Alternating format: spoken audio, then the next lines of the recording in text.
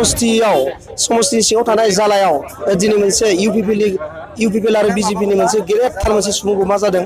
बे सुबुंगौमायाव डक्टर हिमन्त बिश्व शर्मा बिथाङाबो नुजाथिफैदों आरो बे समाव जोङो 63 नं सापागुरि समस्तिनिनो बिजाथि बिथां इउजि ब्रह्म बिथां दङ।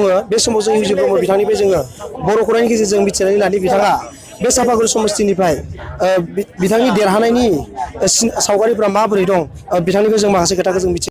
समस्तियाव नोंथांनि जानानै गोबां रोजा रोजा मानसिफोरा दिनै फैनाय नुनो मोनदों, मा फोरमायगोन?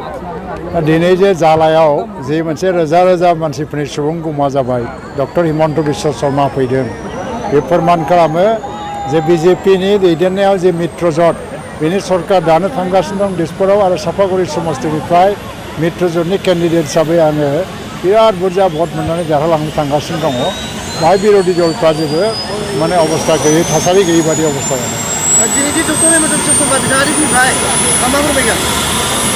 दा जों मित्रजोट हिसाबै गेलेदों, जों जयै गभर्नमेन्ट दानो थांगासिनो दङ।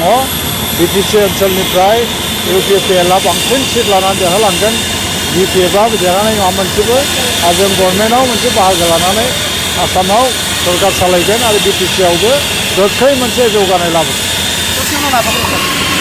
बे समस्तिनिफ्राय जुदि देरहासार जायोबा ओनसोलाव थायाबा गोबां उसुबिदा जागोन दा रायजोफ्रा मोनसे सोंलु दैखांनो। बे मोनसे बिराद गोरलै सोंलु, बेफोरो जागायजेननायाव सिखारनाय सोंलुसो, बेला गैलिया बेफोरो।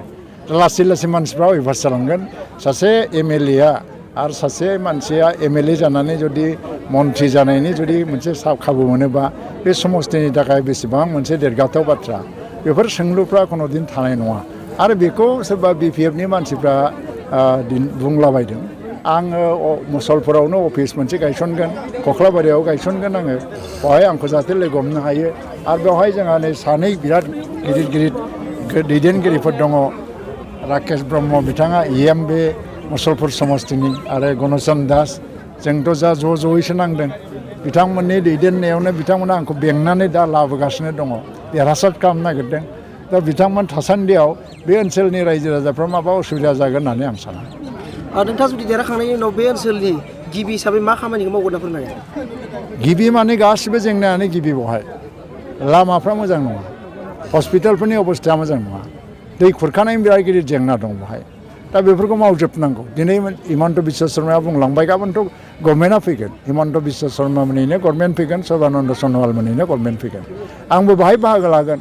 थ' गासै जेंनाखौ जों सुस्रांनांगौ। हा पाट्टा होबाय आरो दिनै साख्रिफोरखौबो जोङो रेगुलाराइज खालामबाय आरो बिनि अनगायै मा नांगौ? गासिबो जेंनायानो एक नाम्बार, खुनु जेंनायानो दुइ नाम्बार गैया।